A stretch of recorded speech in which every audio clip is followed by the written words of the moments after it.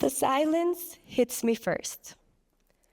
My heart is pounding, and I feel time slow down.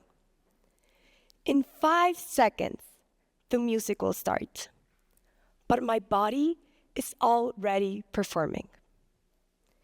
Have you ever needed something to go right, absolutely right, but the moment it starts, your hands shake, your heart races, and your mind blanks? This doesn't even have to be on stage. Have you ever studied for hours and then sat in the exam looking at the paper as if it was written in a different language? What's the similarity between the anticipation of going on stage to dance and taking an exam? Well, our body can't tell the difference between playing in a high-stakes soccer game and being chased by a bear. To your body, they are both life-threatening. This explains why performing can cause scary effects that are risky. I've been in a professional ballet school for 14 years now and a student my whole life.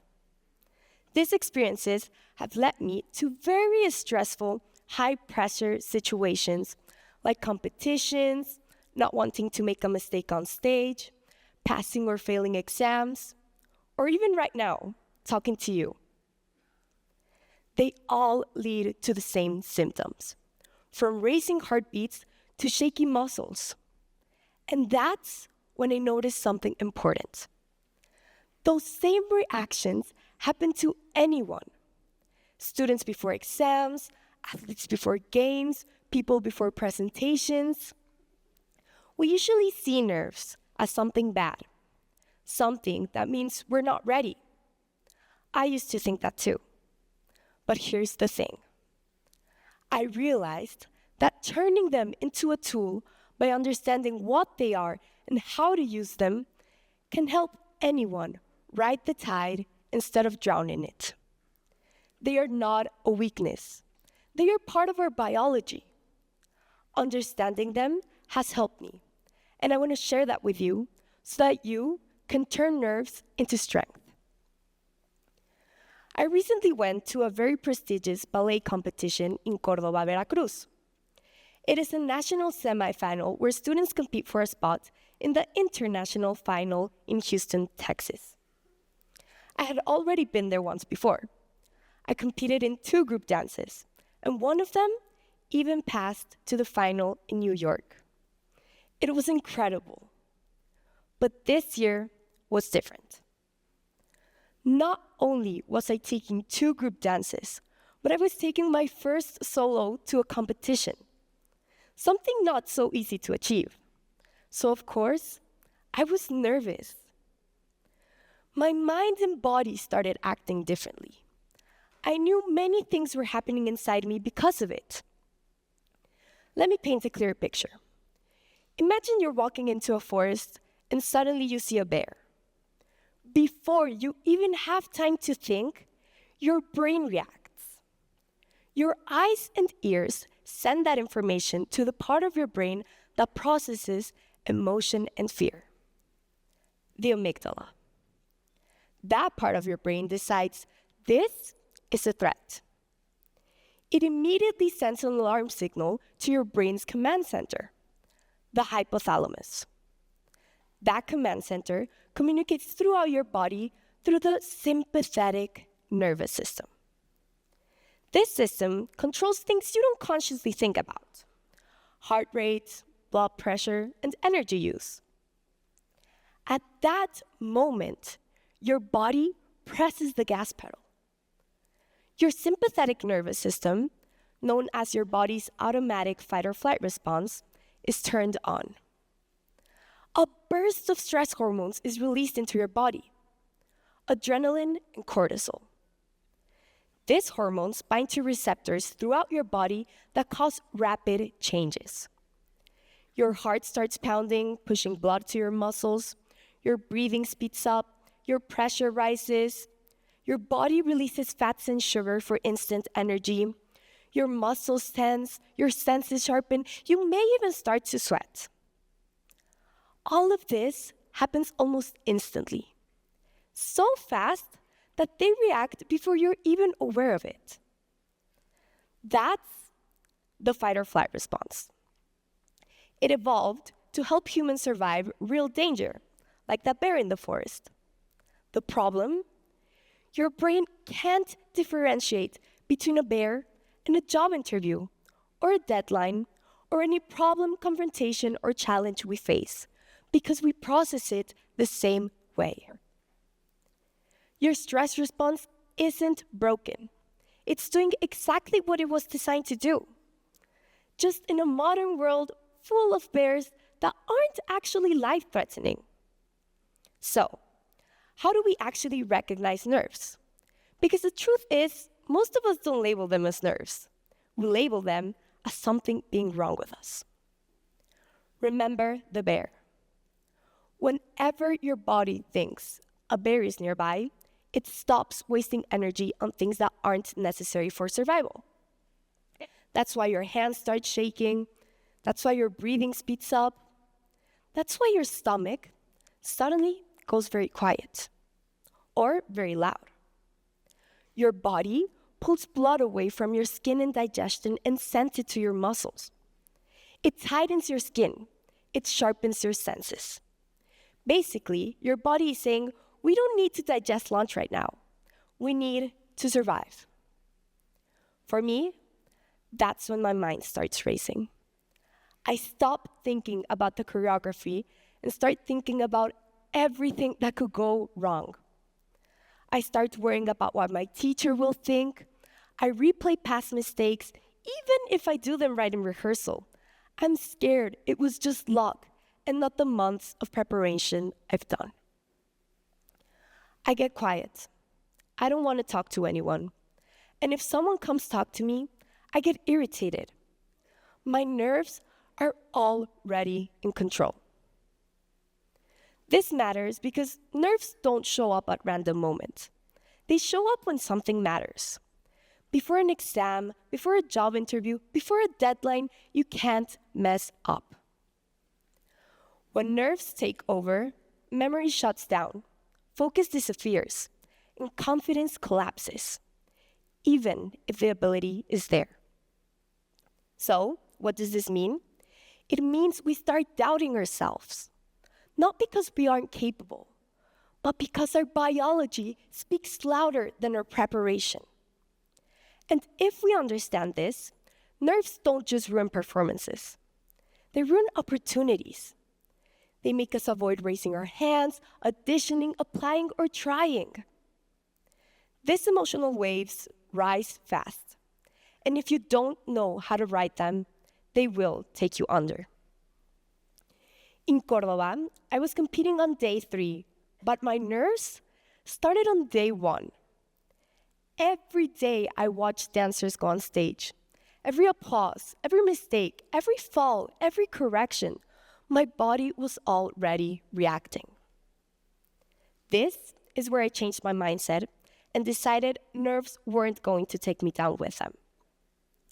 I approached this competition differently.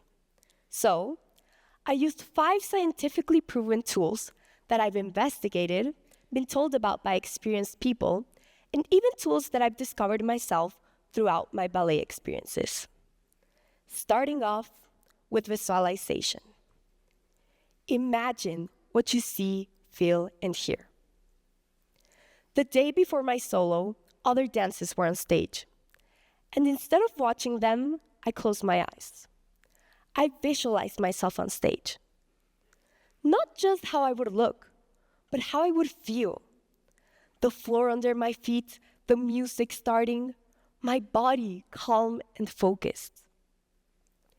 This works because your brain can be tricked from what you imagine to what you actually do. When you mentally rehearse something in detail, your brain activates the same neural pathways in the motor cortex as if you were physically performing it. So, your brain treats visualization as real practice. It strengthens skills, builds confidence, and reduces anxiety because the situation already feels familiar. Then, we have the second tool, reframing nerves as excitement. That night in Córdoba, I didn't sleep deeply. I was nervous.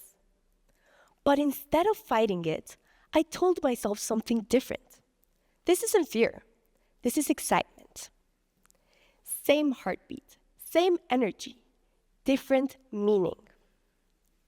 This works because fear and excitement feel almost identical in your body.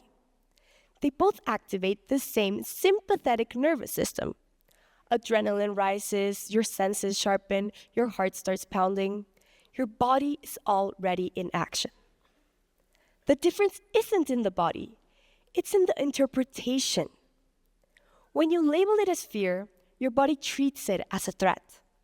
When you label it as excitement, your body treats it as an opportunity. And instead of trying to calm yourself down, which is almost impossible in a high energy state, you learn how to enjoy the rush of adrenaline and use it. Then we have our third tool, changing your mindset to a positive one. I was backstage with a friend who was also competing in a solo, and she was pacing. So I kept telling her, "We've done this a million times, we've got this." I was calming her and myself through a positive mindset shift. This works because your thoughts directly influence how your brain responds to stress. Negative thoughts tell your brain something is wrong, which increases anxiety and tension. Positive thoughts do the opposite. They build confidence, resilience, and focus. A positive mindset doesn't ignore pressure. It reframes it as a challenge you're prepared for. And when your brain thinks you can handle the moment, your body follows. Then we have our fourth tool, anchoring your senses. Right before going on stage, my teacher came up to me and gave me an oil that smelled like home. At that moment, my body softened. Anchoring your senses grounds you to the present moment. This works because smell, more than any other sense, is directly connected to your brain's emotional centers. It avoids overthinking and tells your nervous system you're safe. By focusing on sensory cue, your brain pulls you away from everything that could go wrong and brings you back to the present moment. It gives your body a reset button before performing. Lastly, and the most heard about, is breathing. When nervous, inhale for 4 seconds, hold for 7, and exhale for 8. There has been countless investigations and studies that have proven that breathing turns on your relaxation system, which is called the parasympathetic nervous system. It lowers cortisol and restores calmness. After all these tools were in focus, my nerves didn't disappear. They focused, and I experienced what was the most enjoyable moment on stage I've ever had. My body was in control. My mind was clear. I'd enjoyed dancing like I had never done before. Usually, when I finish my performance, all my nerves and my adrenaline leaves my body at once. I feel drained, tired, emotional, almost as if I'm going to get sick. But this time, I didn't. That's the other side of the tide. When your body's been on high alert for days, it doesn't just shut off instantly. Controlling those nerves with these tools doesn't only help you before and during performance, but it helps you get a smooth landing when finished. Remember that moment I told you about at the beginning? The silence, the pounding heart. That feeling doesn't mean something is wrong with you, or that you will do things wrong now. It means your body cares. Pressure comes in tides. You can let them knock you off your feet, or you can learn how to ride them. So, the next time your hands shake before a performance, a game, a job interview, a deadline, don't panic. Visualize yourself thriving. Reframe your nerves as excitement. Change your mindset to a positive one. Anchor your senses and breathe, because nerves aren't the storm. They are the wave, and you already know how to ride it. Thank you.